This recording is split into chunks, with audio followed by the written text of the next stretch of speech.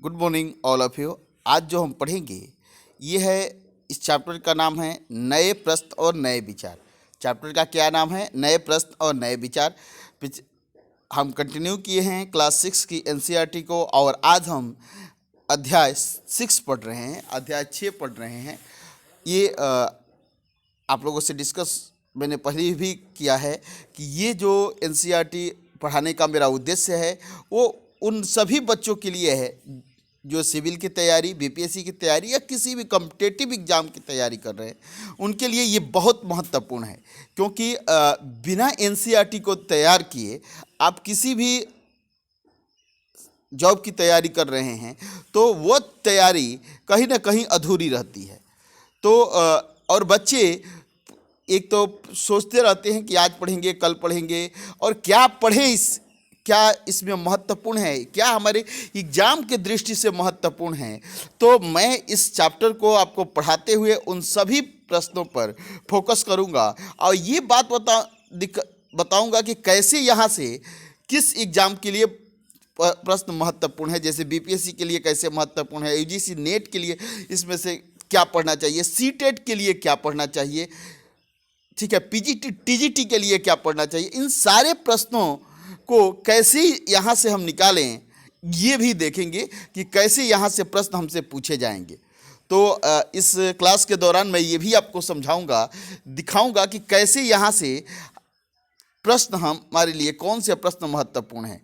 तो आगे हम चलते हैं। चैप्टर का नाम है नए प्रश्न नए विचार। अब अनघा निकली सैर पर, कहता है अनघा सैर पर जाती है। अनघा आज पहली बार अपने विद्यालय की ओर से सैर पर जा रही थी। इसके लिए उसने देर रात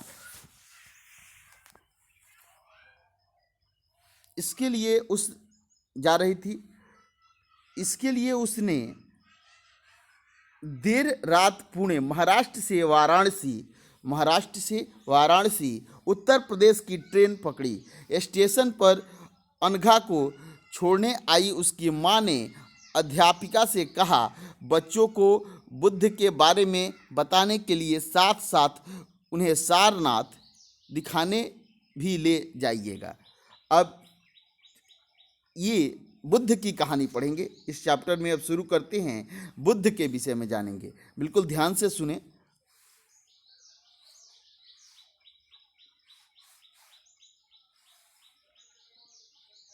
अब देखें कि बुद्ध के विषय में जब जानेंगे तो ये है कि बौद्ध धर्म के संस्थापक सिद्धार्थ थे।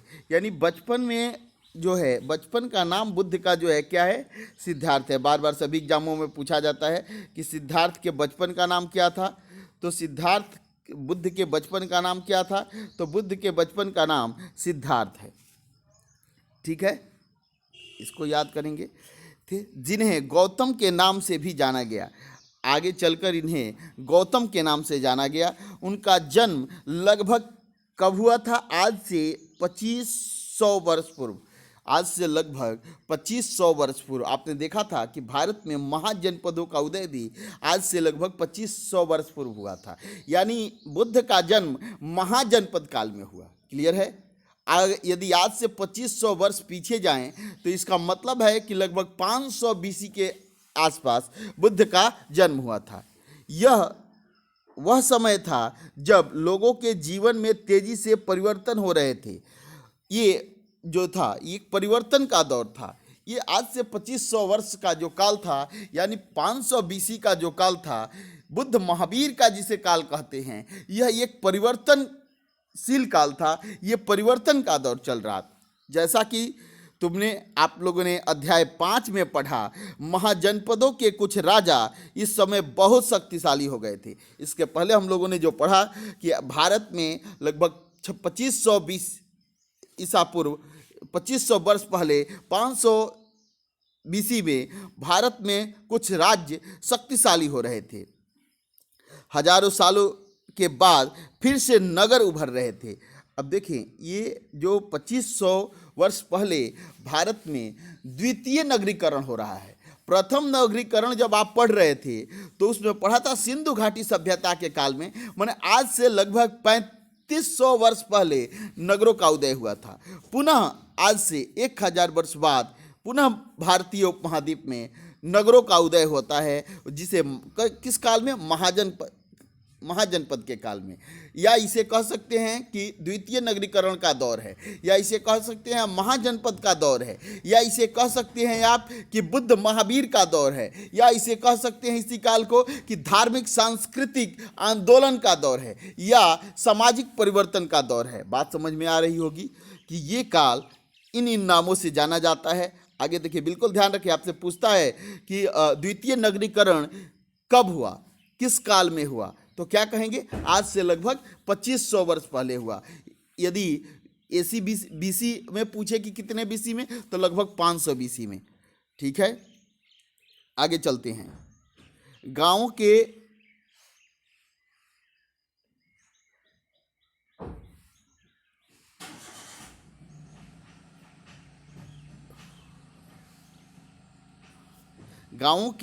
जीवन में भी बदलाव आ रहा था, लोगों के ग्रामीण जनता के भी जीवन में बदलाव आ रहा था। अध्याय 9 में देखेंगे, अब आगे आज 6 पढ़ रहे हैं, 9 में देखेंगे बहुत से विचारक इन परिवर्तनों को समझने का प्रयास कर रहे थे। वे जीवन के सच्चे अर्थ को भी जानना चाह रहे थे। बुद्ध क्षत्रिय थे, बुद्ध क्या थे, क्षत्रिय थे। ठीक है, तथा शाक्य नामक छोटे से गण से संबंधित थे। किस गण के थे, बुद्ध शाक्य गण के थे। तो यहाँ 2-3 बातें आपको याद रखना है कि बुद्ध का बचपन का नाम सिद्धार्थ था। बुद्ध के जो है किस वर्ग से संबंधित थे, तो क्षत्रिय वर्ण से। यदि पूछे किस गण से संबंधित थे, तो शाक्य गण से संबंधित थे। क्लियर हुआ। अब देखें कि छोटे से गण से संबंधित थे। शाक्य गण जो था एक छोटा सा गण था। युवा अवस्था में ही ज्ञान की खोज में उन्होंने घर के सुखों को छोड़ दिया। बुद्ध क्या किए, युवा अवस्था है उसी समय उन्होंने अपने घर के सुखों का त्याग किया और वो ज्ञान की तलाश में, किसकी तलाश में, तो ज्ञान की तलाश में निकल पड़े।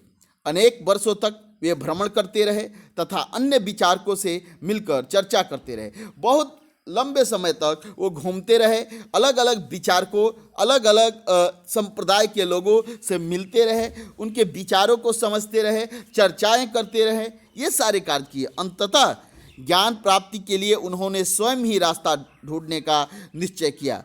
इसके लिए उन्होंने बोध गया, बिहार में एक, कहाँ गए, बोध गया, याद रखेंगे, बोध गया कहाँ है, बिहार में है, में एक पीपल के नीचे, क्या था, पीपल पेड़ के नीचे कई दिनों तक तपस्या की। एक पीपल के पेड़ के नीचे बैठकर बुद्ध ने कई दिनों तक तपस्याएं की। तपस्या करने के बाद अब देखें अंततः उन्हें ज्ञान की प्राप्ति हुई। इसके बाद से वे बुद्ध के रूप में जाने गए। अब देखिए बुद्ध के रूप में कब जाने गए, पहला नाम इनका जो है सिद्धार्थ है, फिर गौतम नाम से भी प्रसिद्ध हुए। और जब इन्होंने गाया में पीपल वृक्ष के नीचे, किस वृक्ष के नीचे, पीपल वृक्ष के नीचे जब ज्ञान की प्राप्ति कर ली तो ये बुद्ध के नाम से जाने गए। यहाँ से वे वाराणसी के निकट स्थित सारनाथ गए। अब देखिए जब ज्ञान प्राप्ति हो गया गाया में, तो उसके बाद ये कहाँ गए, वाराणसी गए। वाराणसी के पास एक जगह है सारनाथ, आप लोग का ये पर्यटक स्थल है, उत्तर प्रदेश में है, वाराणसी से बिल्कुल करीब है, 10-15 किलोमीटर के दूरी पर है, जहां उन्होंने पहली बार उपदेश दिया। अब प्रश्न होता है आपसे कि बुद्ध ने पहली बार उपदेश कहाँ दिया, तो वाराणसी में, वाराणसी के पास सारनाथ में। क्लियर हुआ। कुशीनगर में मृत्यु से पहले का शेष जीवन उन्होंने पैदल ही एक स्थान से दूसरे स्थान की यात्रा करने और लोगों को शिक्षा देने में व्यतीत किया। अब यहाँ देखेंगे मृत्यु कहाँ हुई है, कुशीनगर में। यह भी कुशीनगर भी कहाँ है, उत्तर प्रदेश में। तो अभी तक जो आप बुद्ध से संबंधित महत्वपूर्ण चीज़ें एग्जाम की दृष्टि से आपको याद रखना है, तो बुद्ध का मूल बचपन का नाम सिद्धार्थ है, आगे वो गौतम नाम से भी प्रसिद्ध हुए। इनके ये क्षत्रिय वर्ण के थे और इनके जो गण थे ये शाक्य गण के थे। क्लियर हुआ। अब इन्होंने ज्ञान की प्राप्ति कहाँ की? तो ज्ञान की प्राप्ति इनको बिहार के बोध गया में हुआ। क्लियर हुआ? उसके बाद पीपल वृक्ष के नीचे, किस वृक्ष के नीचे? पीपल वृक्ष के नीचे। क्लियर हो गया है यहाँ तक? इन्होंने अपना पहला उपदेश कहाँ दिया? तो सारनाथ में दिया। क्लियर है? इसके बाद से सारनाथ कहाँ है? उत्तर प्रदेश, वाराणसी के पास है। इसके बाद इनकी मृत्यु हो गई कुशीनारा में। कुशीनारा में जो मृत्यु हुई, तो कुशीनारा कहाँ पे है? तो कुशीनारा भी जो है उत्तर प्रदेश में स्थित है। क्लियर हो गया? यहाँ तक मुझे विश्वास है कि आप समझ गए होंगे। अब देखते हैं आगे। बुद्ध ने शिक्षा दी कि यह जीवन कष्टों और दुखों से भरा हुआ है। बुद्ध ने क्या कहा? बुद्ध ने कहा कि यह जीवन जो है कष्टों और दुखों से भरा हुआ है, और ऐसा हमारी इच्छा और लालसाओं कह रहे हैं कि हमारा जीवन कष्टों से भरा हुआ है। और कहते हैं कि ऐसा क्यों होता है? तो हम ऐसा इसलिए होता है कि हमारी लालसाएं बहुत हैं, हमारे जीवन में बहुत सारी इच्छाएं हैं। इन्हीं इच्छाओं के फलस्वरूप ये सारा कष्ट होता है। समझ में आ रहा होगा? यहाँ तक बातें समझ रहे हैं? किसी को कोई दिक्कत नहीं हो रही होगी। मुझे विश्वास है कि आपको सभी बातें समझ में आ रही होंगी। अब यहाँ देखेंगे हम लोग फिर से कि ऐसा हमारी इच्छा और लालसाओं जो हमेशा पूरी नहीं हो सकती के कारण होता है। कभी कभी हम चाहते हैं वह प्राप्त कर लेने के बाद भी संतुष्ट नहीं होते। जैसे कभी कभी ऐसा भी होता है कि जो हम प्राप्त कर लिए उससे भी संतुष्ट नहीं है, एवं और अधिक अथवा अन्य वस्तुओं को पाने की इच्छा करने लगते हैं। बुद्ध ने इस लिप्सा को तृष्णा कहा है। क्या कहा बुद्ध ने? कि यह लिप्सा जो है यह तृष्णा है। बुद्ध ने शिक्षा दी कि आत्मसंयम अपनाकर हम ऐसे लालसाओं से मुक्त हो सकते हैं। बुद्ध ने कहा कि यदि आत्मसंयम हम अपनाएं तो इन सारी तृष्णाओं से मुक्त हो सकते हैं। उन्होंने लोगों को दयालु होने तथा मनुष्यों के साथ साथ जानवरों के जीवन का भी आदर करने की शिक्षा दी। उन्होंने कहा कि आपको दयालु होना चाहिए, हर मनुष्य का सम्मान करना चाहिए, साथ ही साथ जानवरों के जीवन के भी महत्व को समझकर उन्हें भी आदर देना चाहिए, उनका भी सम्मान करना चाहिए। वे मानते थे कि हमारे कर्मों के परिणाम चाहें वे अच्छे हो या बुरे, हमारे वर्तमान जीवन के साथ बाद के जीवन को भी प्रभावित करते हैं। बुद्ध ने अपनी शिक्षा सामान्य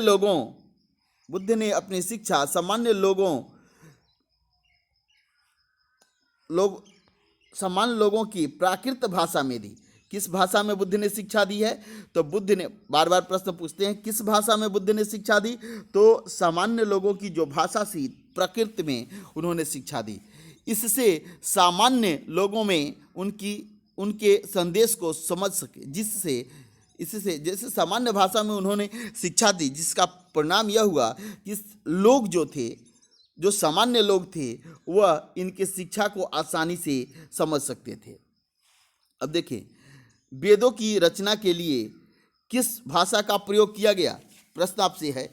पिछली क्लासों में हम लोगों ने पढ़ा है, आप कमेंट बॉक्स में आंसर देंगे कि वेदों की रचना के लिए किस भाषा का प्रयोग किया गया। ये बातें हम लोग पढ़ चुके हैं। आप सभी स्टूडेंट जो सुन रहे हैं इस प्रश्न का उत्तर हमें कमेंट बॉक्स में देंगे। That's all. आगे चलते हैं। बुद्ध ने कहा कि लोग किसी शिक्षा को केवल इसलिए नहीं स्वीकार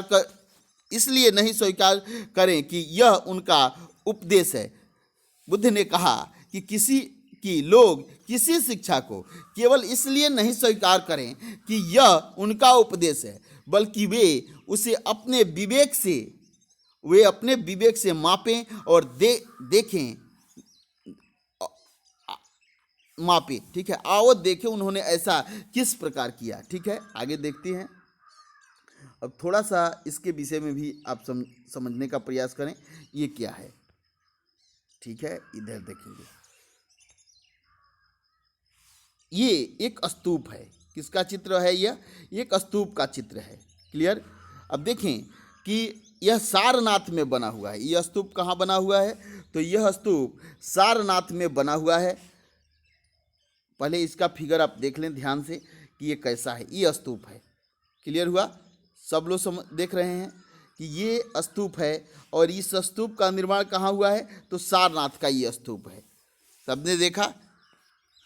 बिल्कुल देखें, इसी आकृति का स्तूप होता है। अब इसके विषय में कुछ जाने कि ये इसके विषय में क्या कुछ पढ़ने वाली चीज़ें हैं। तो सारनाथ स्तूप, इस इमारत को स्तूप के नाम से जाना जाता है। बिल्कुल समझ गए कि ये इमारत स्तूप है, ठीक है, जाना जाता है। यहीं पर बुद्ध ने अपना सर्वप्रथम उपदेश दिया था। बुद्ध ने यही सारनाथ में अपना सर्वप्रथम उपदेश दिया था। इसी घटना की स्मृति में यह स्तूप का निर्माण किया गया। ये स्तूप का निर्माण क्यों किया गया है? कि बुद्ध ने अपना पहला उपदेश यहीं दिया था, इसलिए इस स्तूप का निर्माण किया गया। अध्याय 11 में तुम इन स्तूपों के बारे में और अधिक पढ़ेंगे। अब देखें कि यहाँ केवल इसको दिखाया गया है, बुद्ध से संबंधित है, बुद्ध ने यहाँ उपदेश दिए थे, इसलिए यहाँ दिखाया गया है। आगे जब हम अध्याय 11 पढ़ेंगे तो इस स्तूप के विषय में विस्तार से समझेंगे। अब देखें, यहाँ पर देखें किसा गौतमी की कहानी। अब देखें किसा गौतमी की कहानी यहाँ हम पढ़ रहे हैं। बिल्कुल ध्यान से देखें, किसा गौतमी ये कौन है। अब देखें, यह बुद्ध के विषय में एक प्रसिद्ध कहानी है। ये एक समय की बात है। किसा गौतमी नामक एक स्त्री का पुत्र मर गया। इस बात से वह इतनी दुखी हुई कि वह अपने बच्चे को गोद में लिए नगर की सड़कों पर घूम घूम कर लोगों से प्रार्थना करने लगी कि कोई उसके पुत्र को जीवित कर दे। किसा गौतमी का एक पुत्र था जो मृत्यु को प्राप्त हो गया। उसके बाद किसा डिस्टर्ब हुई और अपने पुत्र को गोद में लेकर जन जन से कहती कि इसे जिंदा कर दो। एक भला व्यक्ति उसे बुद्ध के पास ले गया। एक व्यक्ति उसे कहा कि चलो बुद्ध के पास, हो सकता है कि बुद्ध जीवित कर दें। बुद्ध ने कहा, मुझे एक मुट्ठी सरसों के बीज ला कर दो, मैं तुम्हारे पुत्र को जीवित कर दूंगा। किसा गौतमी बहुत प्रसन्न हुई। बुद्ध ने क्या कहा कि एक मुट्ठी, किसा गौतमी से कहा कि तुम एक मुट्ठी सरसों का बीज लाकर मुझे दो, मैं इसे जीवित कर दूंगा। किसा गौतमी प्रसन्न हुई क्योंकि उसकी इच्छा ही थी कि उसका पुत्र जीवित हो जाए।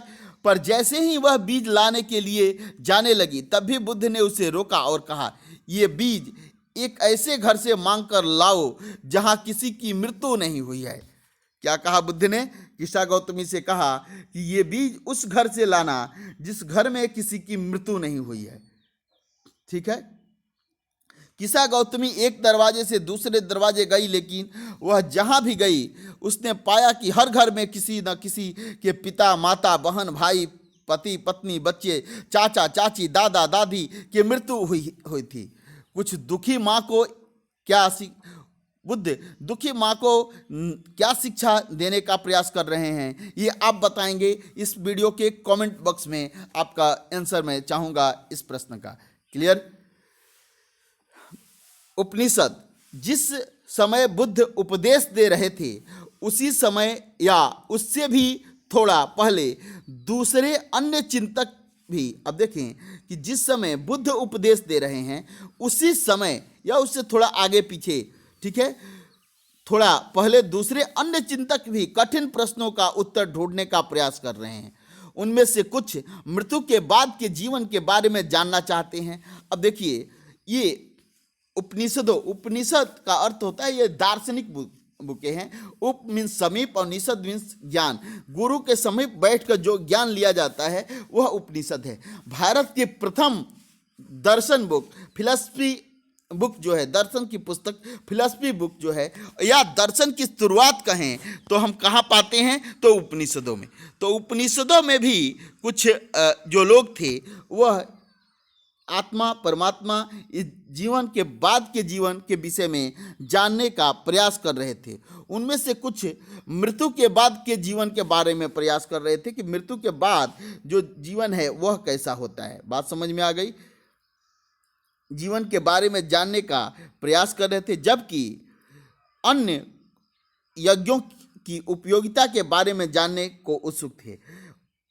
उपनिषद काल में उपनिषदों का जब उदय हो रहा था उस समय भारत में बड़े बड़े यज्ञ कर्म कांड होते थे। तो बहुत सारे लोग ये सोचते थे कि इन यज्ञों का महत्व क्या है, क्या ये यज्ञों में जो दान दिए जाते क्या वो ऊपर वाले को मिलता है, क्या जिसके पूर्वज चले गए उसमें तो उसको मिलता। इस प्रश्नों पर उपनिषदों में बहुत सारे लोग चिंतन कर रहे थे, जानने को उत्सुक थे।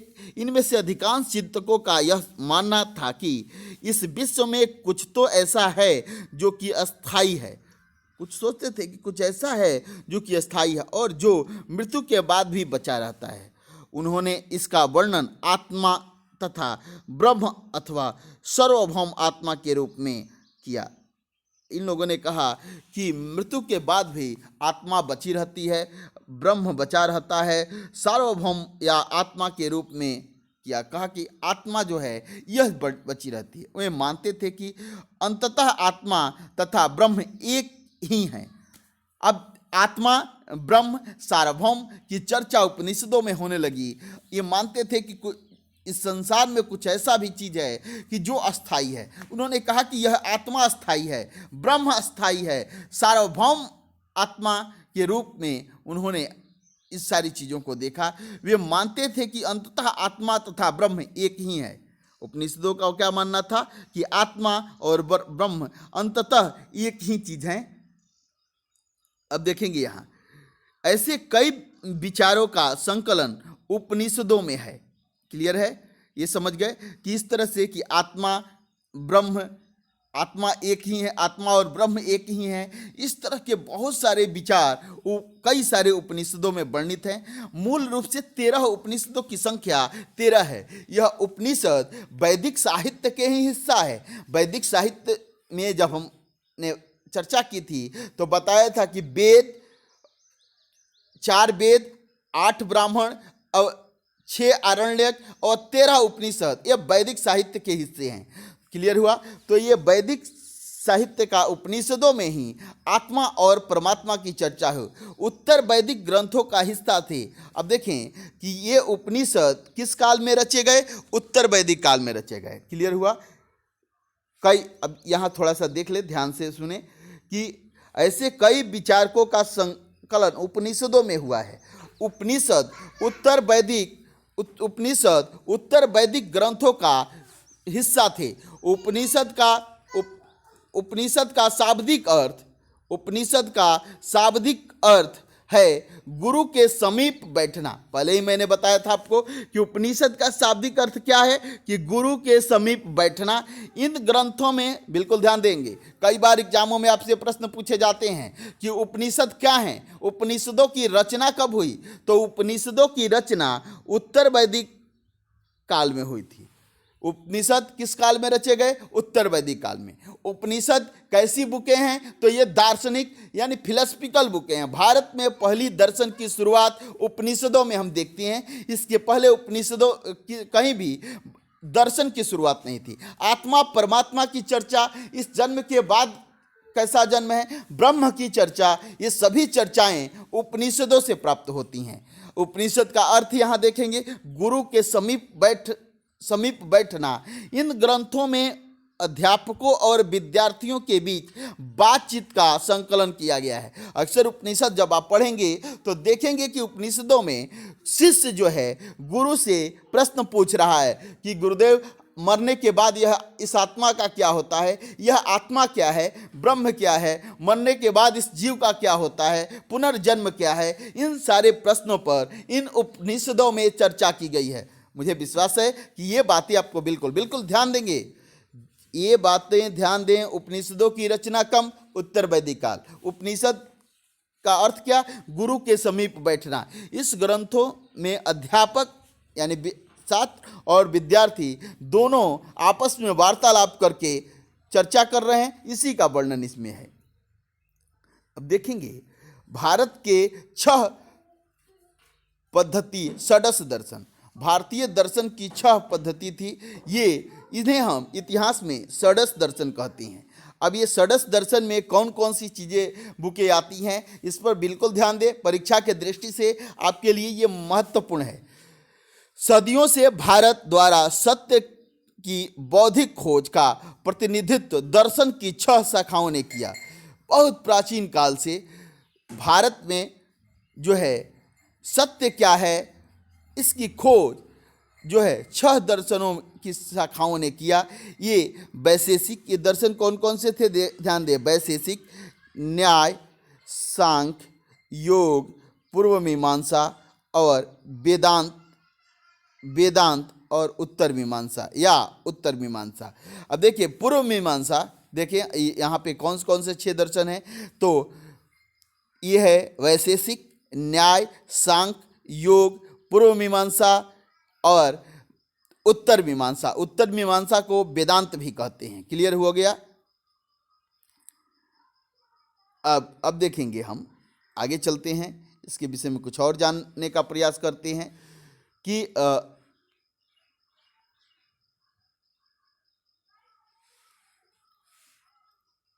वेदांत या उत्तर मीमांसा के नाम से जानते हैं। ये दर्शन की इन 6 पद्धतियों के संस्थापक क्रमशः ऋषि कणाद। अब देखेंगे कि आपसे प्रश्न यहाँ पर पूछते रहता है, बार बार आपसे प्रश्न जो किए जाते हैं यहाँ पर, कि ये जो 6 दर्शन हैं इन 6 दर्शनों के संस्थापक कौन थे।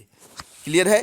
तो अब यहाँ देखें, थोड़ा सा इनके संस्थापकों के नाम देखें, तो ये देखेंगे हम कि योग, मीमांसा, वेदांत, उत्तर मीमांसा दर्शन की 6 पद्धतियों की स्थापना क्रमशः ऋषि कणाद, ठीक है, गौतम।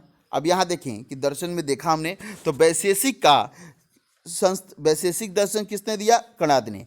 न्याय दर्शन किसने दिया, गौतम ने, ठीक है। सांख्य दर्शन किसने दिया, तो कपिल ने, ठीक है।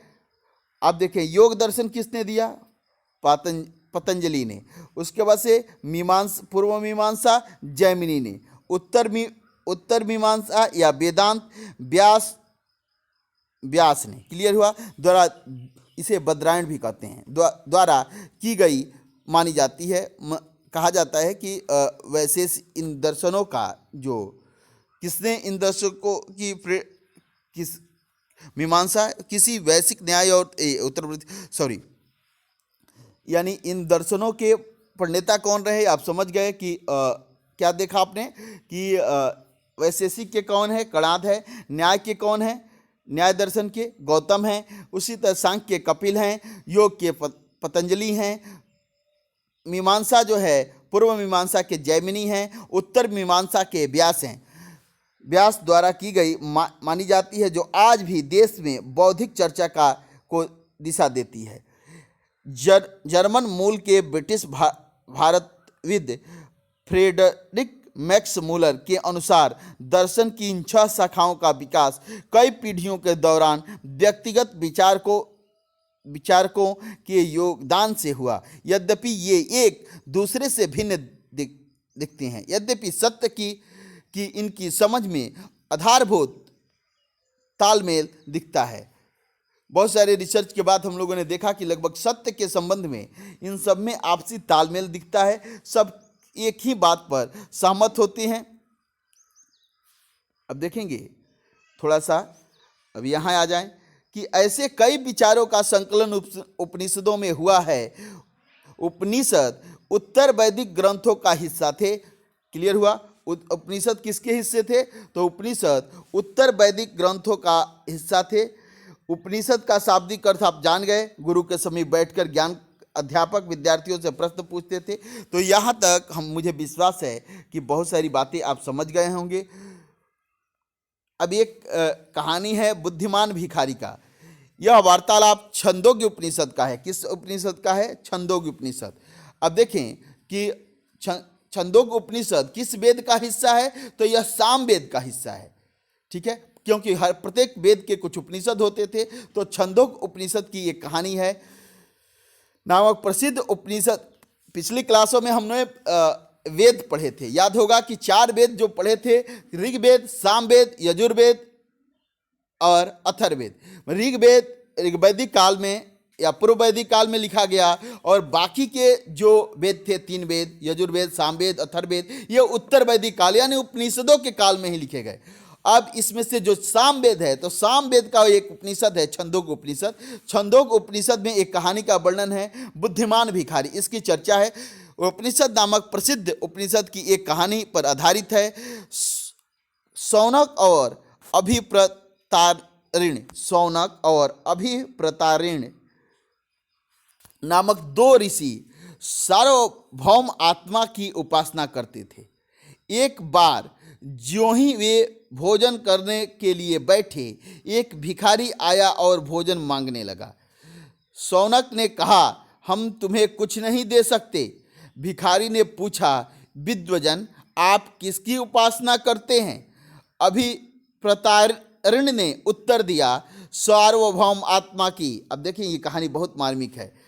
ओह, इसका मतलब, अब भिखारी कहता है, ओह, इसका मतलब आप यह जानते हैं कि यह सार्वभौम आत्मा संपूर्ण विश्व में विद्यमान है। ऋषि ने कहा, हाँ हाँ, हम यह जानते हैं। भिखारी ने फिर पूछा, अगर यह सार्वभौम आत्मा संपूर्ण विश्व में विद्यमान है तो यह मेरे अंदर भी विद्यमान है। मैं कौन हूँ? मैं इस विश्व का एक भाग ही तो हूँ। तुम सत्य बोलते हो युवा ब्राह्मण। अब ऋषि क्या कहते हैं? ऋषि कहते हैं कि हे युवा ब्राह्मण, तुम सत्य बोल रहे हो। अब इसीलिए हे ऋषि, मुझे भोजन न देकर आप उस सार्वभौम आत्मा को भोजन देने से मना कर रहे हैं। भिखारी की बात की सच्चाई जानकर ऋषि ने उसे भोजन दे दिया। भिखारी ने भोजन पाने के लिए ऋषियों को किस तरह मनाया? अब देखें, ये प्रश्न है आपसे हमारा। आप इसका उत्तर हमारे कमेंट बॉक्स में देंगे, और इससे संबंधित कोई भी प्रश्न है तो कमेंट बॉक्स में आप मुझसे पूछेंगे, मैं उसका उत्तर दूंगा। अब ये प्रश्न, इस प्रश्न का भी उत्तर आप हमारे कमेंट बॉक्स में देंगे कि भिखारी ने भोजन पाने के लिए ऋषियों को किस तरह से मनाया। क्लियर हुआ ये बात? इस प्रश्न का उत्तर आप मुझे देंगे। अब आगे हम पढ़ते हैं। इन चर्चाओं में भाग लेने वाले अधिकांश पुरुष ब्राह्मण तथा राजा होते थे। कभी कभी किन चर्चाओं में, उपनिषदों में जो चर्चा होती थी, इसमें भाग लेने वाले अधिकांश जो पुरुष थे वो या तो ब्राह्मण होते थे या राजा होते थे। कभी कभी गार्गी जैसी स्त्री विचारकों का भी उल्लेख मिलता है। अब देखें, बिल्कुल ये गार्गी ये स्त्री हैं, ये उस समय की दार्शनिक और विद्वान महिला हैं। विद्वत्ता के लिए प्रसिद्ध गार्गी राज दरबारों में होने वाले वाद विवाद में भाग लिया करती थी। निर्धन व्यक्ति इस तरह के वाद विवाद में बहुत ही हिस्सा लेते थे। इस तरह का एक प्रसिद्ध अपवाद सत्यकाम जाबाल का है।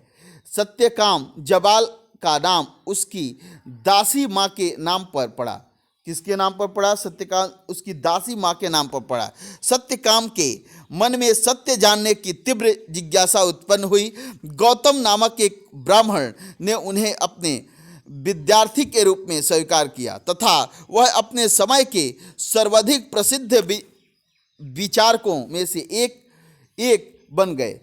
उपनिषदों के कई विचारकों का विकास बाद में के प्रसिद्ध विचारक शंकराचार्य के द्वारा किया गया, जिनके बारे में हम अध्याय 7 में, कक्षा 7 में पढ़ेंगे।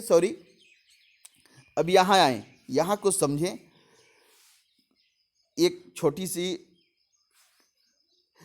व्याकरणविद पाणिनि के विषय में जानें। याद रखेंगे, यह नाम भी काफ़ी प्रसिद्ध है, पाणिनि का नाम।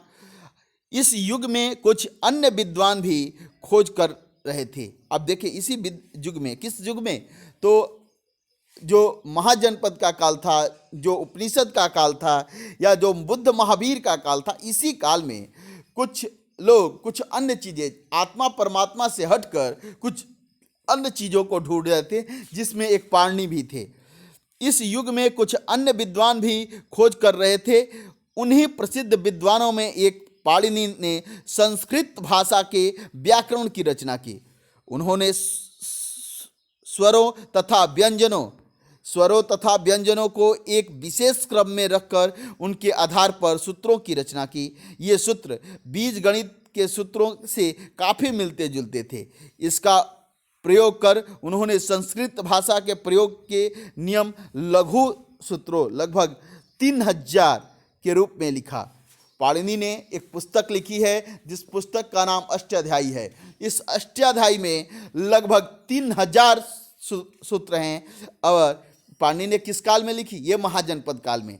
एक समय में, इसी समय में भारत में एक अलग विचार पैदा हो रहा था। एक दार्शनिक लोगों की उत्पत्ति हो रही थी। कई सारे लोग आत्मा, परमात्मा, ब्रह्म इसके विषय में पता कर रहे थे। इसी समय पाणिनि जो अलग विषयों पर चर्चा कर रहे थे, एक संस्कृत व्याकरण की रचना कर दी, ठीक है, जिसमें लगभग 3000 सूत्र हैं। अब ये पाणिनि ने जिस पुस्तक की रचना की, इसका नाम अष्टाध्यायी है। ये भी प्रश्न आप याद करके रखेंगे। अब देखें, अभी तक हमने बौद्ध धर्म के विषय में पढ़ा था। अब हम जैन धर्म के विषय में पढ़ेंगे। हमने बौद्ध धर्म और बुद्ध के विषय में और उपनिषदों के विषय में देखा। ये देखा कि उपनिषदों में क्या है, तो उपनिषद प्रारंभिक दर्शन बुकें हैं। उपनिषद का अर्थ होता है गुरु के समीप बैठना। और इस उपनिषदों में अक्सर जो शिष्य है वो अपने गुरु से आत्मा, परमात्मा, ब्रह्म, इस लोक परलोक की बातें कर रहा है और इस पर वो चर्चा कर रहा है। तो उपनिषद मूल रूप से 13 हैं। ये सारी बातें आप समझे हैं। अब हम जैन धर्म पढ़ेंगे। जैन धर्म देखें, इसी युग में, किस युग में? आज से लगभग 2500 वर्ष पहले जैन धर्म के 24वें तीर्थंकर, अब याद रखेंगे कौन सा तीर्थंकर? जैन धर्म के 24वें तथा अंतिम तीर्थंकर वर्धमान महावीर ने, क्या नाम है इनका, याद रखेंगे, वर्धमान महावीर ने भी अपने विचारों का प्रसार किया। वह वज्जी संघ के लिच्छवी कुल के एक क्षत्रिय राजकुमार थे। किस संघ के थे ये? वज्जी संघ के थे, ठीक है। और ये लिच्छवी राजकुमार थे, एक क्षत्रिय राजकुमार थे। इस संघ के विषय में तुम्हें अध्याय 5 में पढ़ा है। हम लोगों ने देखा, जब गणराज्यों के विषय में पढ़ रहे थे, वहाँ पे हम लोगों ने अध्याय 5 में वज्जी संघ के विषय में पढ़ा था। और यह भी देखा था कि जो गणराज्य थे, यहाँ पे राजतंत्रात्मक व्यवस्था से अलग एक गणतंत्रात्मक व्यवस्था थी। डेमोक्रेसी की शुरुआत दिख रही थी इन गणतंत्रों में। तो ये लिच्छवी कुल के एक क्षत्रिय राजकुमार थे। इस संघ के विषय में अध्याय 5 में पढ़ा है। 30 वर्ष की आयु में इन्होंने घर छोड़ दिया। किस वर्ष की आयु में? तो 30 वर्ष की आयु में इन्होंने घर छोड़ दिया और जंगल में रहने लगे। क्या हुआ? 30 वर्ष की आयु में जैन धर्म के 24वें तीर्थंकर वर्धमान महावीर ने गृह का त्याग किया और जो है जंगल में रहने लगे। 12 वर्ष तक उन्होंने कठोर व एकाकी जीवन व्यतीत किया। कितने दिनों तक? ये भी डेट याद रखेंगे, 12 वर्षों तक कठोर जीवन जिया और उन्हें व्यतीत किया। इसके बाद उन्हें ज्ञान की प्राप्ति हुई। क्या हुआ? इसके बाद उन्हें ज्ञान की प्राप्ति हुई। उनकी शिक्षा सरल थी। कैसी शिक्षा थी? सरल थी। सत्य जानने की इच्छा रखने वाले प्रत्येक स्त्री पुरुष को अपना घर छोड़ देना चाहिए। उन्हें अहिंसा के नियमों का कड़ाई से पालन करना चाहिए। अर्थात किसी भी जीव को न तो नष्ट कर देना चाहिए और न ही उसकी हत्या करनी चाहिए। महावीर का कहना था कि सभी जीव जीना चाहते हैं। महावीर ने कहा कि सभी जितने जीव हैं वो क्या जीना चाहते हैं, सभी के लिए जीवन प्रिय है। महावीर ने अपनी शिक्षा प्राकृत में दी। किस भाषा में महावीर ने अपनी शिक्षा दी थी? तो यह अपनी शिक्षा प्राकृत भाषा में दिए हैं। बात समझ में आ रही होगी थोड़ी बहुत। अब देखें कि हमने महावीर के विषय में देखा कि ये शिक्षा किस भाषा में दे रहे हैं? प्राकृत भाषा में। शिक्षा किस भाषा में? प्राकृत में। बुद्ध ने भी अपनी शिक्षा प्राकृत भाषा में दी थी। यही कारण है कि साधारण जन भी उनके साथ साथ उनके अनुयायियों की शिक्षाओं को समझ सके। देश के अलग अलग हिस्सों में प्राकृत के लगभग अलग अलग रूप प्रचलित थे। प्रचलन क्षेत्र के आधार पर ही उनके अलग अलग नाम थे। जैसे मगध में बोली जाने वाली प्राकृत मगधी कहलाती थी। अब देखेंगे, याद रखेंगे कि अब देश के अलग अलग हिस्सों में जो है प्राकृत भाषा ही बोली जाती थी, लेकिन जो भाषा क्षेत्र वाइज इस प्राकृत का अलग अलग नाम था। मगध क्षेत्र में जो प्राकृत बोली जाती थी, इस प्राकृत भाषा को हम मगधी कहते थे। समझ में आ गया। जैन नाम से जाने गए महावीर ने के अनुयायियों को भोजन के लिए भिक्षा मांगकर सदा जीवन व्यतीत बिताना होता था। यानी जो महावीर के अनुयायी होते थे, उन्हें अपने जीवन यापन के लिए भिक्षाटन करना होता था, और इसी भिक्षाटन में जो अनाज उन्हें मिलता, यही खाकर वो अपना जीवन व्यतीत कर रहे थे। उन्हें पूरी तरह से ईमानदार होना पड़ता था तथा चोरी न करने की उन्हें सख्त हिदायत थी। उन्हें ब्रह्मचर्य का पालन करना होता था। पुरुषों को स्त्रियों सहित सब कुछ त्याग देना पड़ता था। पुरुषों को स्त्रियों सहित, मैंने स्त्रियों का भी त्याग करना है आपको, ब्रह्मचर्य का पालन करना है। जैन धर्म में क्या क्या थी, तो आपको ब्रह्मचर्य का पालन करना है, भिक्षा याटन करके जीवन व्यतीत करना है, ईमानदार रहना है, चोरी नहीं करना है, ब्रह्मचर्य का पालन करना है।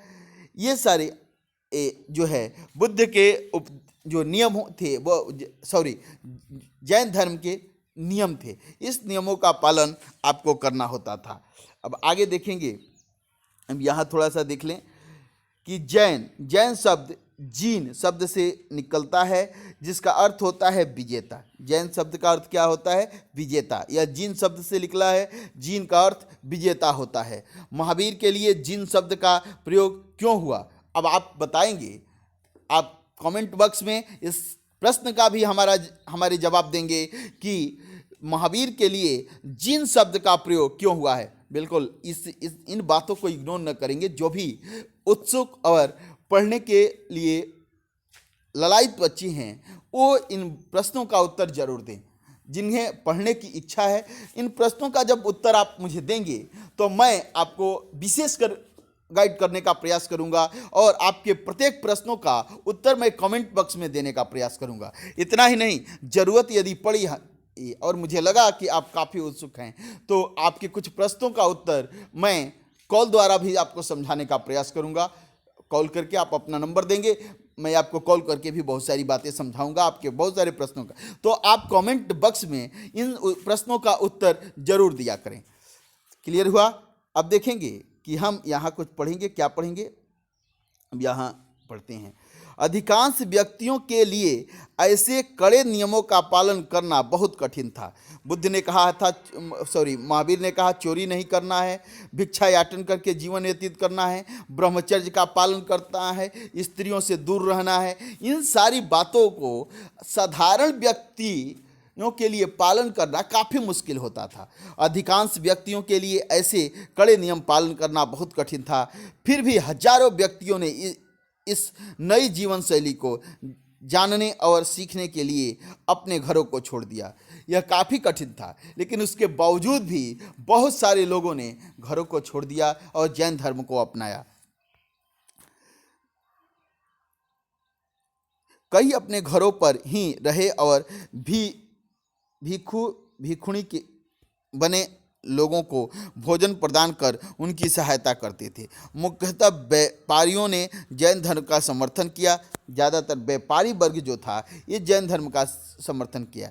किसानों के लिए इस नियमों का पालन अत्यंत कठिन था, क्योंकि फसल की रक्षा के लिए उन्हें कीड़े मकोड़ों को मारना पड़ता था। बात समझ में आई? व्यापारियों के लिए तो ये आसान था, क्योंकि उनके लिए कोई दिक्कत नहीं, लेकिन जो किसान होते थे उनके लिए दिक्कत था, क्योंकि कीड़े मकोड़ों को मारने के लिए दवाइयाँ देते, कुछ न कुछ करते, तो जीव हिंसा से वो बाहर नहीं हो सकते थे। और जैन धर्म में कड़ा अहिंसा पर जो है कड़ा नियम बना हुआ है, किसी की हत्या नहीं करनी है। बाद की सदियों में जैन धर्म उत्तर भारत के कई हिस्सों के साथ साथ गुजरात, तमिलनाडु, कर्नाटक, में भी फैल गया। महावीर तथा उनके अनुयायियों की शिक्षा कई शताब्दियों तक मौखिक रूप में ही रही। वर्तमान रूप में उपलब्ध जैन धर्म की शिक्षाएं लगभग 1500 वर्ष पूर्व गुजरात के वल्लभी नामक स्थान पर लिखी गई थी। अब देखें कि आज से लगभग 1500 और साल पहले, ठीक है, यानी लगभग 500 एडी में, कहें 500 एडी में गुजरात के वल्लभी में एक जैन सभा हुई। उसके बाद से महावीर के कई सारे उपदेशों को संकलित करने का प्रयास किया गया। ये यहाँ तक समझ गए। अब देखेंगे हम संघ के विषय में जानेंगे। किसके विषय में जानेंगे? कि संघ के विषय में। महावीर तथा बुद्ध दोनों का ही मानना था कि घर का त्याग करने पर ही सच्चे ज्ञान की प्राप्ति हो सकती है। दोनों ये बात मान रहे हैं। कभी कभी आपसे प्रश्न पूछता है कि बुद्ध और महावीर में क्या समानता है, ठीक है। बुद्ध और महावीर के विचारों में जो समानताएं हैं उसे समझाएं, या बौद्ध धर्म या जैन धर्म में क्या समानता है उसे समझाएं। तो ध्यान दें कि बुद्ध और महावीर दोनों का मानना था कि गृह त्याग, घर का त्याग करने पर ही सच्चे ज्ञान की प्राप्ति हो सकती है। समझ में आ गया? ऐसे लोगों के लिए उन्होंने संघ नामक संगठन बनाया। अब जो घर त्याग दिए उनके लिए एक संघ बनाया, एक संगठन बनाया, जहां घर का त्याग करने वाले लोग एक साथ रहते थे। इस संघ में क्या होता था कि जिन लोगों ने अपने घर का त्याग कर दिया वो सभी इस संघ में एक साथ रहते थे, ठीक है। संघ में रहने वाले बौद्ध भिक्षुओं के लिए बनाए गए नियम विनय पिटक। अब देखें कि ये संघ महावीर तथा बुद्ध दोनों का मानना था, लेकिन ये संघ किसने बनाया था? तो बौद्ध धर्म ने। और बौद्ध धर्म ने इस संघ में रहने वाले लोगों के लिए कुछ नियम बनाए थे। बिल्कुल ये ध्यान दें, यहाँ ये एग्जाम की दृष्टि से काफ़ी महत्वपूर्ण है। संघ के रहने वाले बौद्ध भिक्षुओं के लिए बनाए गए नियम विनय पिटक में हैं। विनय पिटक में आपसे प्रश्न पूछता है कि विनय पिटक में क्या है? तो विनय पिटक में संघ में रहने वाले लोगों के लिए बनाए गए नियम है। विनय पिटक में क्या है? तो संघ में जो लोग रहते हैं उनके रहने के लिए बनाए गए नियम है। बिल्कुल समझ में आ गया होगा। अब देखिए विनय पिटक नामक ग्रंथ से मिलते हैं। विनय पिटक में से हमें पता चलता है कि संघ में पुरुषों और स्त्रियों के रहने की अलग अलग व्यवस्था थी। इसी विनय पिटक से हमें ज्ञान होता है कि स्त्री और पुरुषों के रहने के लिए अलग अलग व्यवस्था थी। सभी व्यक्ति संघ में प्रवेश ले सकते थे। हालांकि संघ में प्रवेश के लिए बच्चों को अपने माता पिता से, अब देखिए कि संघ में सब लोग प्रवेश कर सकते हैं थे, लेकिन ये संघ किसने बनाया है? तो बुद्ध ने बनाया है। इस संघ के नियम किस पुस्तक में संकलित हैं? तो विनय पिटक में। 3 पिटक साहित्य हैं, विनय पिटक, सूत पिटक और अभिधम्म पिटक। बार बार प्रश्न पूछे जाते हैं कि विनय पिटक साहित्य किस धर्म से संबंधित? तो बौद्ध धर्म से। कितने हैं पिटक साहित्य? 3 हैं, सूत पिटक, विनय पिटक और अभिधम्म पिटक। विनय पिटक में क्या है? तो आपने देखा कि इस विनय पिटक में संघ के नियम हैं। अब देखें कि यहाँ आए कि संघ में कोई भी रह सकता था, लेकिन बच्चों को अपने माता पिता से, दासों को अपने स्वामियों से, राजा के यहाँ काम करने वाले लोगों को राजा से तथा कर्जदारों को अपने देनदारों से अनुमति लेनी होती थी। अब देखें, यदि आपने कोई कर्ज ले लिया है या आप किसी के अंदर दास हैं तो दासों को अपने मालिकों से इजाज़त लेनी पड़ती थी कि हाँ, मालिक कह दे कि हाँ तुम संघ में जा सकती हो तो जाएगा। यदि कोई छोटा बच्चा है तो उसे अपने माता पिता से इजाज़त लेनी पड़ती थी संघ में शामिल होने के लिए। यदि कोई कर्जदार है तो वह जो देनदार है, जिसने कर्ज दिया है, उससे अनुमति लेनी पड़ती थी कि मैं जा सकूं संघ में या नहीं जा सकूं। क्लियर हुआ? ये बहुत महत्वपूर्ण है। बच्चों को माता पिता से अनुमति लेनी होती थी, दास को अपने मालिक से, राजा के अधीन कोई कार्य करता है तो उसे अपने राजा से अनुमति लेनी पड़ती थी। इस तरह से संघ में ये कुछ नियम थे विशेषकर, इस तरह से संघ में लोगों को शामिल किया जाए। संघ में प्रवेश लेने वाले स्त्री पुरुष बहुत सादा जीवन जीते थे। वे अपना अधिकांश समय ध्यान करने में बिताते थे और दिन में एक निश्चित समय में वे शहरों तथा गांवों में जाकर भिक्षा मांगते थे। यही कारण है कि उन्हें भिक्षु तथा भिक्षुणी कहा गया। जैन धर्म के, याद रखेंगे, जैन धर्म के जो पुरुष होते थे सन्यासी, उन्हें भिक्षु यानी भिक्षुक और दूसरा भिक्षुणी यानी भिक्षुणी कहते थे। साधु भिखारी के लिए प्राकृत शब्द, ये साधु भिखारी के लिए प्राकृत शब्द भिक्षु भिक्षुणी कहा गया। वे आम लोगों को शिक्षा देते थे और साथ ही एक दूसरे की सहायता भी करते थे। यहाँ तक बिल्कुल आप समझ गए, ये समझने में आपको कोई दिक्कत नहीं हुई। अब यहाँ समझने का प्रयास करेंगे। थे किसी तरह की आपसी लड़ाई का निपटारा करने के लिए वे प्रायः बैठकें भी किया करते थे। आपसी अगर मतभेद हो जाता तो ये भिक्षु भिक्षुणी आप बैठकर, ठीक है, आपसी वार्तालाप करते और अपनी समस्या को सुलझाने का प्रयास करते। संघ में प्रवेश लेने वाले में ब्राह्मण, क्षत्रिय, व्यापारी, मजदूर, नाई, गणिकाएँ, दास शामिल थे। इनमें से कई लोगों ने बुद्ध की शिक्षाओं के विषय में लिखा तथा कुछ लोगों ने संघ में अपने जीवन के विषय में सुंदर कविताओं की रचना की। क्लियर है? पिछले अध्याय में वर्णित संघ और इस अध्याय में वर्णित संघ के बीच दो भिन्नताएं बताओ। ये प्रश्न आप लोगों से है कि पिछली क्लास में जिस संघ के विषय में हम लोगों ने पढ़ा था और जब ये इस क्लास में जो संघ के विषय में पढ़ रहे हैं, इन दोनों संघों के विषय में क्या भिन्नताएं हैं, दो प्रश्न आप बताएंगे। बिल्कुल, आप इन प्रश्नों को लिखें, इस पर कमेंट करें, इससे आपकी जो समझ है ये बढ़ेगी, आपका लिखने का जो है रिटन स्किल बढ़ेगा, साथ ही साथ आपके अंदर एक विचारों का भी उदय होगा। अब आगे आते हैं, कुछ इन सारी चीज़ों को समझने का प्रयास करते हैं। पहले इसको पढ़ लेते हैं, क्या है यह।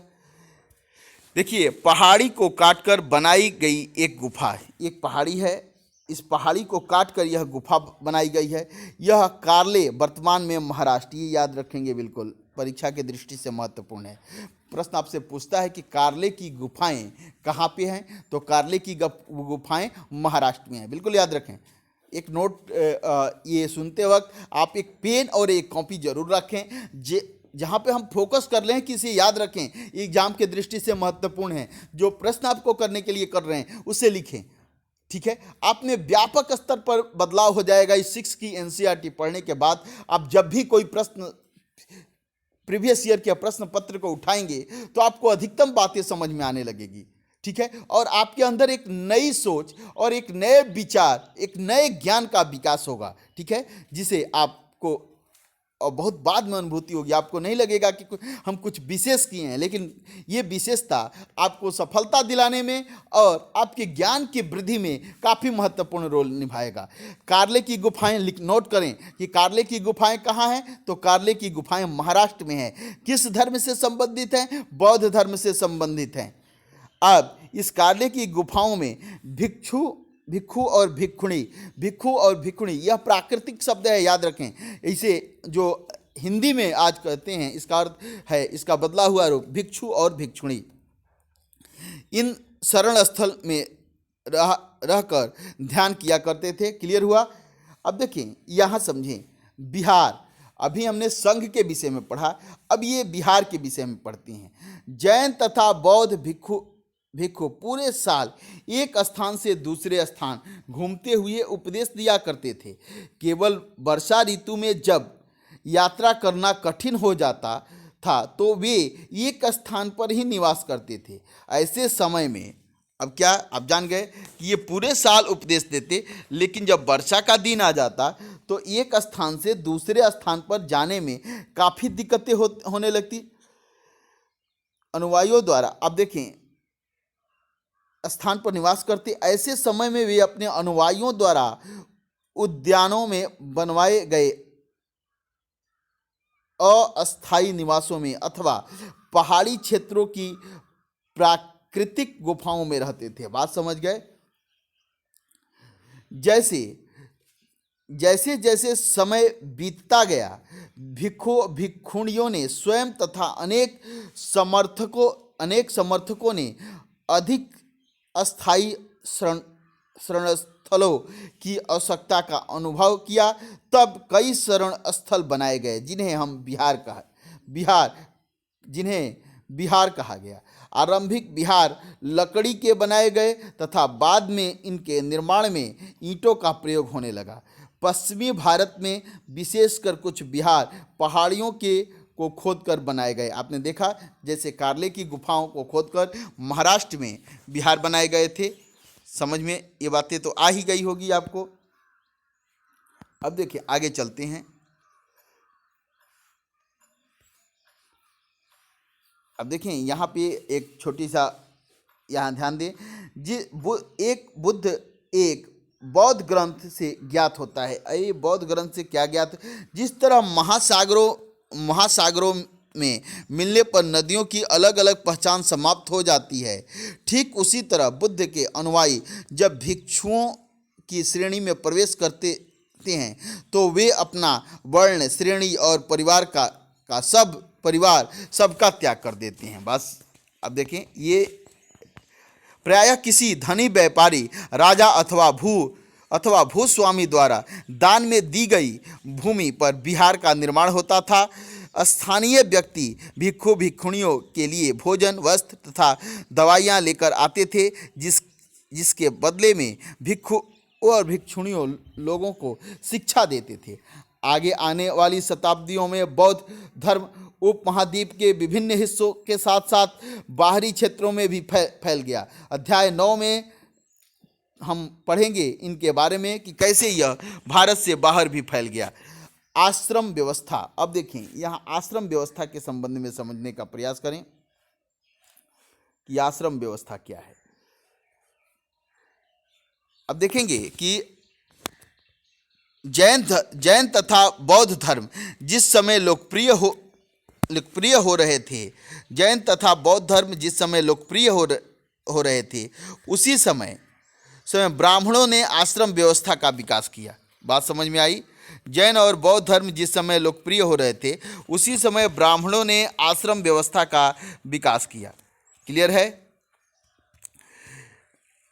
विकास किया। यह आश्रम शब्द का तात्पर्य लोगों द्वारा रहने तथा अध्ययन करने के लिए प्रयोग में आने वाले स्थान से नहीं है, बल्कि इसका तात्पर्य जीवन के एक चरण से है। ब्रह्मचर्य, गृहस्थ। अब ये देखें कि ये कौन कौन से चरण हुआ करते थे उस समय। तो जैसे हम देखेंगे कि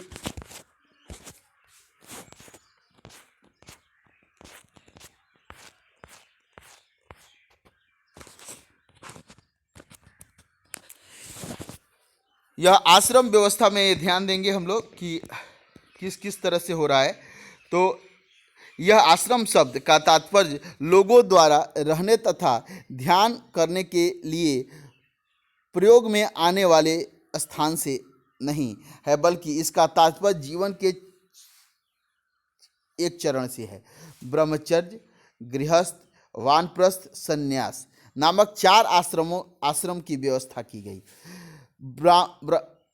ब्रह्मचर्य के अंतर्गत ब्राह्मण, क्षत्रिय और वैश्य से यह अपेक्षा की जाती थी कि वह इस चरण में के दौरान वे सदा जीवन बिताकर वेदों का अध्ययन करें। क्लियर हुआ? गृहस्थ आश्रम के अंतर्गत उन्हें विवाह कर एक गृहस्थ के रूप में रहना होता था। वानप्रस्थ के अंतर्गत उन्हें जंगल में रहकर साधना करनी थी। अतः उन्हें सब कुछ त्याग कर सन्यासी बनाया। अंततः उन्हें सब कुछ त्याग कर सन्यासी बन जाना था। अब देखिए यहाँ थोड़ा समझे कि जो ये संघ की व्यवस्था आदि चल रही थी जैन धर्म और इसमें आश्रम व्यवस्था, इसी समय ब्राह्मणों ने, ठीक है, इसी समय ब्राह्मणों ने वैदिक धर्म में किसमें आश्रम व्यवस्था की शुरुआत हुई। ये 4 आश्रम थे। पहला आश्रम, बिल्कुल याद रखें, इसको याद करने की पेन कॉपी पर नोट करें इसे, कि 4 आश्रम थे। पहला आश्रम था ब्रह्मचर्य आश्रम, दूसरा आश्रम था जो है वह गृहस्थ आश्रम, तीसरा आश्रम था वानप्रस्थ आश्रम और चौथा आश्रम था संन्यास आश्रम। पहले आश्रम में ये क्या होता था, तो ये जो भी व्यक्ति होते थे ब्रह्मचर्य आश्रम में प्रारंभिक जीवनों में, यानी 1 वर्ष से लेकर और 25 वर्ष की अवस्था को ब्रह्मचर्य आश्रम कहा गया। और इस आश्रम में व्यक्तियों को सादा जीवन व्यतीत कर और क्या करना होता था, तो सादा जीवन व्यतीत कर उन्हें शिक्षा ग्रहण करनी होती थी। गृहस्थ आश्रम में पारिवारिक जीवन जीना होता था। वानप्रस्थ में वह जंगलों में जाकर ज्ञान की प्राप्ति करते, और अंतिम जो अवस्था जो आश्रम था वो संन्यास आश्रम था। इसमें वो घूम घूम कर अपने ज्ञानों का प्रचार करते थे। तो ब्राह्मणों ने 4 आश्रम व्यवस्था की शुरुआत की। किस समय, तो ये महाजनपद का उत्तर वैदिक काल में ही आश्रम व्यवस्था आई, ये महाजनपद काल में आश्रम व्यवस्था आई। तो 4 आश्रम थे। यहाँ तक तो आप बिल्कुल समझ गए होंगे। अब देखेंगे यहाँ कि ब्रह्मचर्य, गृहस्थ, वानप्रस्थ तथा संन्यास नामक 4 आश्रमों की व्यवस्था की गई। ब्रह्मचर्य के अंतर्गत ब्राह्मण, क्षत्रिय, वैश्य शिक्षा ग्रहण करते थे। गृहस्थ आश्रम के अंतर्गत उन्हें विवाह करना होता था। आश्रम व्यवस्था ने लोगों को अपने जीवन का कुछ हिस्सा ध्यान में लगाने पर बल दिया। ठीक है, प्रायः स्त्रियों को वेद पढ़ने की अनुमति नहीं थी और उन्हें अपने पतियों द्वारा पालन किए गए जाने वाले आश्रमों का ही अनुसरण करना होता था। बिल्कुल समझ में आ गया। अब देखिए, संघ के जीवन से आश्रमों की यह व्यवस्था किस तरह से भिन्न थी। संघ के जीवन से, जो बौद्ध धर्म का क्या संघ का जीवन था, उससे इन आश्रमों की व्यवस्था किस तरह से भिन्न थी। यहाँ किन वर्णों का उल्लेख हुआ है? क्या सभी 4 वर्णों को यह आश्रम व्यवस्था अपनाने की अनुमति थी? अब ये प्रश्न भी, इस प्रश्न का भी उत्तर आप हमारे कमेंट बॉक्स में देंगे। सभी विद्यार्थी ध्यान दें, इन प्रश्नों का उत्तर आपको देना है। जिस तरह से, जितना आपको समझ में आता है उतनी समझ से आप आंसर दें। आपको और आंसर देते हुए आप अपना नंबर भी, मोबाइल नंबर भी उसमें ऐड करके रखें। ज़रूरत पड़ा और तो मैं आपको कॉल करके भी इस प्रश्न पर डिस्कस करूंगा। और जो भी आपको समझ में आए, जो भी, यदि आपको अपने ज्ञान में वृद्धि करना है तो जो भी, पहले कलम उठाएं, टाइप करें अपना आंसर, न घबराएं कि गलत हो जाएगा, सही हो जाएगा। पहले एक बार आंसर देने का प्रयास करें। चलिए आगे चलते हैं। अब देखें कि कुछ चीज़ें हैं। एटलस में ईरान ढूंढो, क्या कहा है कि ईरान ढूंढो। बिल्कुल आप ढूंढेंगे। जरथुस्त्र एक ईरानी पैगंबर थे। उनकी शिक्षाओं का संकलन जद्दे अवेस्ता, एक पुस्तक है जद्दे अवेस्ता ग्रंथ में मिलती है, जिन्हें अवेस्ता की भाषा तथा उसमें वर्णित रीति रिवाज वेदों की भाषा और रीति रिवाजों से काफ़ी मिलते जुलते हैं।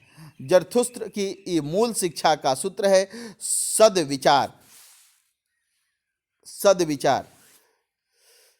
सद्कार्य।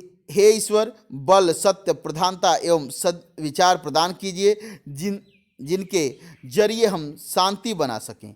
1000 से अधिक वर्षों तक जरथुस्त्रवाद ईरान का एक प्रमुख धर्म था रहा। बाद में कुछ जरथुस्त्रवादी ईरान से आकर गुजरात और महाराष्ट्र के तटीय नगरों में बस गए। वे लोग ही आज के पारसियों के पूर्वज हैं। क्लियर हुआ? ईरान में जरथुस्त्र का धर्म का उदय ईरान में हुआ था। आप मैप में ढूंढेंगे ईरान कहाँ पे है, और ये भी मुझे बताएंगे कि एक प्रश्न है आपसे कि ईरान किस महादेश में है। बिल्कुल बताने का प्रयास करेंगे। ईरान की राजधानी कहाँ है? अब देखें, यहाँ पर कुछ प्रश्न दिए गए हैं, उन्हें हम सॉल्व करने का प्रयास करते हैं।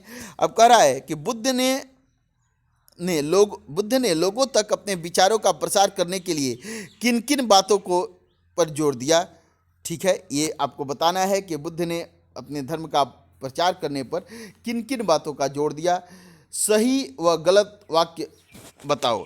बुद्ध ने पशु बलि को बढ़ावा दिया, ये बात सत्य है। ये बताना है आपको कि सत्य है कि गलत है। तो ये बात बढ़ावा दिया नहीं, ठीक है।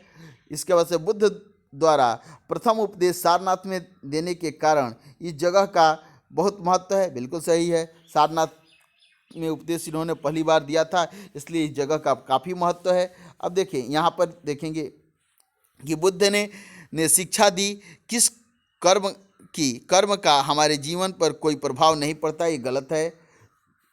जो कर्म करोगे उसका प्रभाव पड़ेगा। बुद्ध ने बोध गया में ज्ञान प्राप्त किया, ये बात सत्य है। उपनिषदों के विचारों का मानना था कि आत्मा और ब्रह्म वास्तव में एक ही हैं, सत्य है। उपनिषदों के विचार किन प्रश्नों का उत्तर देना चाहते थे? आत्मा क्या है, परमात्मा क्या है, मरने के बाद इस जीवन का क्या होता है, इन्हीं प्रश्नों का उत्तर देना चाहते थे। महावीर की प्रमुख शिक्षा क्या थी? सत्य, अहिंसा, अचौर, ब्रह्मचर्य, ठीक है, ये महावीर की प्रमुख शिक्षाएं थी। अब देखिए कुछ महत्वपूर्ण डेट भी आप याद रखेंगे, तिथियां। उपनिषदों के विचारक जैन, महावीर तथा बुद्ध लगभग कब हुए थे? तो लगभग आज से 2500 वर्ष पहले, यानी 500 BC में। क्लियर हुआ। जैन ग्रंथों का लेखन लगभग कब हुआ? तो आप जानते हैं कि गुजरात के वल्लभी में आज से 1500 वर्ष पूर्व एक सम्मेलन हुआ था। उसी सम्मेलन में यह निर्णय लिया गया कि बौद्ध जैन ग्रंथों को संकलित किया जाए। आओ चर्चा करें। अनघा की माँ क्यों चाहती थी कि उनकी बेटी बुद्ध की कहानियों से परिचित हो? तुम्हारा उनके बारे में क्या कहना है? क्या तुम सोचते हो कि दासों के लिए संघ में प्रवेश करना आसान रहा होगा? तर्क सहित उत्तर दें। ये दोनों प्रश्नों का उत्तर आप स्वयं दें। आओ और देखें, कुछ बातें देखने के लिए हैं, ये आप देखेंगे। तो आज हम लोगों ने क्लास 6 का अध्याय 6 पढ़ा और सभी चीज़ें लगभग समझने का प्रयास किया।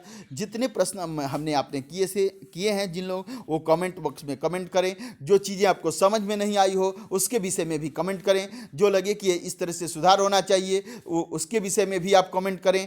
और ये क्लास 6 अध्याय 6 देखने के पहले यदि आप अध्याय 1, अध्याय 2, अध्याय 3, अध्याय 4, अध्याय 5 देखकर इस अध्याय 6 को पढ़ेंगे तो आपको बहुत समझ में आएगी। ठीक है, तो यदि आप नए स्टूडेंट हैं, अध्याय 6 को देख रहे हैं तो देखें। और उसके बाद ये बिल्कुल ध्यान रखें कि आपकी समझ और अधिक बढ़ेगी जब आप इसके साथ साथ क्या करेंगे, तो अध्याय 1, 2, 3, 4 और 5 को देख लेंगे। That's all. थैंक यू, धन्यवाद।